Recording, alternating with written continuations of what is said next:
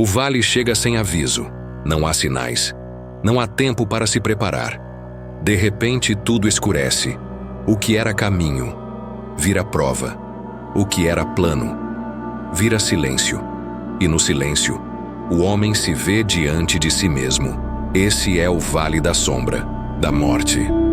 Não é fantasia, não é metáfora para momentos ruins. É o lugar onde a fé é colocada à prova. É onde as palavras cessam e só a verdade permanece. Ali, ninguém carrega o que é supérfluo. O orgulho não sobrevive. A vaidade não tem valor. A reputação perde o sentido. O vale revela, mostra quem realmente confia, quem realmente crê, quem está disposto a continuar, mesmo sem ver a saída. Porque o verdadeiro servo não precisa entender, ele só precisa andar. Mesmo que eu ande pelo vale da sombra da morte, não é uma frase de efeito. É o grito silencioso de alguém que decidiu confiar, quando tudo gritava para desistir. É no vale que o homem aprende o que significa depender. É onde o eu posso morre e o Deus nasce. Não se trata de escapar, se trata de permanecer. Quem caminha nesse vale com o pastor não anda sozinho. A vara está ali, o cajado também, direção e proteção. Esse é o cenário da transformação, onde o menino que confiava na própria força aprende a confiar na força de Deus. É ali que o homem é forjado, no escuro, no aperto, no silêncio, mas sempre com o pastor por perto. Essas palavras não foram escritas por um filósofo, não foram moldadas por teologia, mas por cicatrizes. Davi escreveu esse salmo porque ele conhecia o vale, ele não ouviu falar, ele passou por ele. O mesmo homem que enfrentou leões e ursos, que derrubou gigantes, que foi ungido rei, mas também fugiu, foi traído, foi caçado. Ele soube o que é caminhar com Deus e também o que é cair por orgulho, pecar, se arrepender, ser quebrado e restaurado. Esse salmo não é sobre vitória fácil, é sobre fidelidade em meio. Davi andou pelo vale quando teve que esconder-se em cavernas, quando o próprio filho se voltou contra ele, quando clamou e parecia não ter resposta, quando foi confrontado por seus próprios pecados, quando perdeu filhos, quando perdeu amigos, quando perdeu a si mesmo e mesmo assim não perdeu a fé. Por isso, ele escreve com autoridade: não temerei mal algum, porque tu estás comigo. Ele não diz isso da boca para fora. Ele não está tentando convencer ninguém. Ele está afirmando uma verdade que já experimentou. Esse é o testemunho de quem já foi quebrado e escolheu não abandonar o Deus que corrige. Esse é o coração de um homem que foi tratado no fogo e aprendeu a depender não da espada, mas do pastor. E então, chega a hora em que a sombra parece mais real que a luz. Você ora, mas o céu está fechado. Você lê, mas as palavras parecem secas. Você vai à igreja, mas se sente sozinho no meio da multidão. O coração pesa, a alma grita, e tudo em volta parece estar desmoronando. É nesse momento que o inimigo sussurra: você foi esquecido, você está só. Se Deus estivesse com você, nada disso estaria acontecendo. E aí vem o erro de muitos: buscar alívio fora do caminho, trocar a cruz por atalhos, vender a fé por conforto imediato. Mas o vale não é o fim.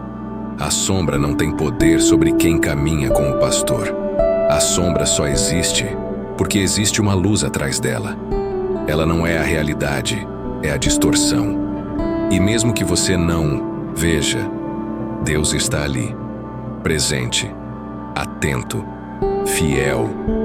Ele não te abandona no vale. Ele caminha junto. É fácil confiar quando tudo vai bem. Difícil é permanecer firme quando o chão falta. Mas é aí que a fé é purificada. É aí que o ouro é provado no fogo.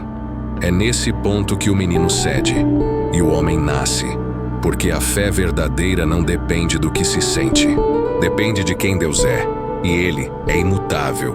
Por isso, mesmo quando tudo diz o contrário, mesmo quando a luz parece ter sumido, o servo fiel continua andando, com passos firmes, mesmo debaixo da sombra, mesmo em silêncio, porque ele sabe, a vara está ali, o cajado está ali, e o pastor nunca sai de perto. No vale, Davi não fala em espada. Ele não menciona escudo, armadura, exército. Ele diz: a tua vara e o teu cajado me consolam. 2 instrumentos, simples, mas decisivos. A vara não era decorativa, era usada para proteger e também para corrigir. Com ela, o pastor afastava lobos, mas também disciplinava a ovelha que insistia em se desviar. A vara não agrada ao rebelde, ela humilha o orgulhoso. Ela fere para curar, ela quebra a vontade do homem para alinhar com a do Criador. Já o cajado tem outro papel. Ele guia, direciona. Com o gancho, o pastor traz a ovelha de volta ao caminho, com delicadeza, mas com firmeza. Vara e cajado, correção e direção, ambos são consolo, mas só para quem aceita ser tratado. Muitos rejeitam a vara, fogem da disciplina, se afastam quando são confrontados, mas sem vara não há amadurecimento, sem cajado não há direção. Deus não é um espectador, Ele não apenas observa o vale, Ele age, Ele intervém. E às vezes, a maior prova do amor de Deus é o corte da vara, a repreensão que dói, mas salva, porque o Senhor corrige o filho a quem ama. E se Ele está corrigindo, é porque ainda há chance de ser moldado, ainda há esperança. Não se iluda com caminhos fáceis, não confunda alívio com libertação. A carne quer fuga, mas o espírito precisa de confronto. Aceitar a vara é aceitar ser transformado. Aceitar o cajado é aceitar seguir. E, no fim, é isso que consola. Saber que o pastor cuida. Mesmo que doa, mesmo que humilhe. Porque o objetivo não é agradar a ovelha, é salvá-la. Preparas uma mesa perante mim, na presença dos meus inimigos. Não é depois da guerra, é durante. Deus não espera os inimigos irem embora. Ele prepara a mesa, diante deles, no meio do campo de batalha, no meio da injustiça, no meio da humilhação. O mundo espera vitórias que brilham. Deus oferece honra que edifica. Enquanto te acusam, Ele te alimenta. Enquanto te perseguem, Ele te sustenta. Enquanto zombam, Ele te unge. Porque a mesa que Deus prepara não é banquete de orgulho, é sustento para a alma. Não há festa para impressionar os homens, há provisão para fortalecer os fiéis. E essa mesa não é feita com ouro, é feita com graça, com paz, com perdão, com presença. É ali, no meio dos inimigos, que Deus mostra quem são os seus. Ele não te tira do cenário, Ele te honra dentro dele. E o que os outros veem como derrota, Deus transforma em testemunho. Não há glória própria nessa mesa, a dependência, a obediência. Enquanto o mundo grita vitória pelas conquistas, o servo de Deus permanece de pé pela fidelidade, porque a verdadeira mesa é a comunhão com o Criador. Mesmo em tempos de guerra, mesmo com feridas abertas, mesmo diante dos que desejam o mal, ali, Deus unge a cabeça, ali, o cálice transborda. E quem se senta à mesa de Deus não precisa provar nada a ninguém. Tu estás comigo não é uma frase bonita, é uma realidade que sustenta. Não é um consolo vazio, é a certeza que mantém o joelho dobrado quando tudo parece desabar. Deus está. Ele não enviou um anjo, não mandou um sinal. Ele veio pessoalmente, no meio do vale, no escuro, no silêncio, na dor. Ele está. Enquanto todos se afastam, Ele permanece. Enquanto amigos se calam, Ele fala. E o que Ele diz é pouco aos ouvidos, mas tudo ao coração. A presença dele não elimina as lágrimas, mas impede que elas afoguem a alma. Há algo sagrado em sofrer.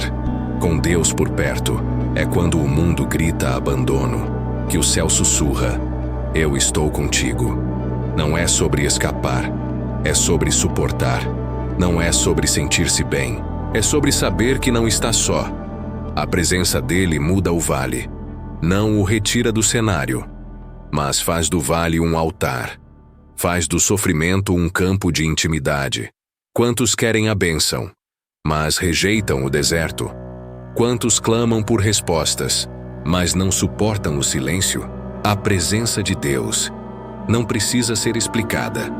Ela só precisa ser sentida. É ali, no chão, com o rosto no pó, que o servo percebe: ele está aqui. E essa presença vale mais do que livramento, mais do que vitória, porque quem tem Deus já venceu. Certamente que a bondade e a misericórdia me seguirão todos os dias da minha vida. Não é talvez, não é às vezes, é certamente. Não porque o servo é perfeito, mas porque Deus é fiel. A bondade de Deus não é frágil, não depende do clima, do humor ou do mérito. Ela persegue, insiste, busca, mesmo quando o coração se esfria, mesmo quando os pés tropeçam, ela continua vindo, porque a bondade de Deus não é apenas um sentimento, é uma aliança. E a misericórdia, ela chega primeiro. Antes da queda, já prepara o perdão. Antes do erro, já aponta o arrependimento. O mundo persegue fama. O servo de Deus é perseguido por misericórdia. O sistema exige desempenho. Deus oferece graça. E essa graça não é licença para viver de qualquer forma. É impulso para se levantar e andar em retidão. Não importa o deserto. A bondade de Deus chega com o orvalho. Não importa a caverna. A misericórdia entra sem pedir licença. E quando o servo pensa em desistir, elas se aproximam e dizem: continue. Não, acabou. Ele ainda está contigo. Bondade para te lembrar do amor. Misericórdia para te lembrar da cruz. Elas não são visitantes ocasionais. São companheiras constantes. Elas conhecem o caminho e te conduzem de volta ao pastor. Toda vez que você se desvia, é por isso que, mesmo caído, o servo não é destruído, porque Deus não te segue para te punir, Ele te segue para te resgatar. E habitarei na casa do Senhor por longos dias. Esse é o destino, esse é o alvo, essa é a promessa. Não se trata de conquistar tudo nesta vida, não se trata de evitar a morte, se trata de atravessar o vale e chegar em casa. Casa do Senhor não é um prédio, não é uma religião, é a eternidade com o Pai, é o descanso do justo, é o fim da guerra e o começo da paz. Aqui, os dias são curtos, as dores são muitas, o tempo é um sopro, mas lá, os dias não têm fim. Não há lágrima, não há perda, não há mais vales escuros. Essa é a esperança do servo fiel. Não viver para este mundo, mas para o reino. Enquanto muitos acumulam tesouros, o servo de Deus caminha em direção ao trono. Enquanto o mundo constrói palácios de areia, o Pai constrói moradas eternas. E quando o corpo cansar e os olhos se fecharem, não será o fim, será o começo. Do outro lado, há uma mesa, há um banquete, há uma voz que diz: vem, servo bom e fiel, entra no gozo do teu Senhor. Não haverá medo, não haverá dúvida. A jornada foi dura, mas valeu cada passo. O vale virou ponte, a dor virou testemunho, e a fé virou visão. Porque quem vive com o pastor, morre com esperança, e quem morre com ele, vive para sempre. Você ouviu? O pastor falou. A palavra foi semeada, agora a escolha é sua. O vale continua escuro, mas agora você sabe quem caminha ao seu lado. Este mundo vai te oferecer atalhos, prazeres baratos, mentiras bem embaladas, mas só há um caminho, que leva à vida eterna. Não siga a voz da multidão. Siga o pastor. Não viva para os homens. Viva para o eterno. Se hoje o Espírito tocou seu coração, não endureça. Se ainda há fôlego, ainda há tempo. Levante-se, arrependa-se e ande com Ele. Você não foi chamado para se conformar com este mundo. Foi chamado para ser santo, para ser luz, para ser fiel até o fim. Se essa mensagem falou com você, então permaneça com a verdade. Se inscreva no canal, não por vaidade, mas porque aqui você vai continuar ouvindo o que o mundo tenta silenciar. A voz do Criador, deixe o like, para que essa palavra alcance outros. Compartilhe, para que mais vales escuros sejam iluminados. E se fortaleça, porque a caminhada ainda não acabou. E antes de sair, há um novo vídeo aparecendo agora na sua tela. Clique e continue firme nessa jornada espiritual. Até lá, permaneça na fé e nunca se esqueça: o Senhor é o teu pastor e nada te faltará.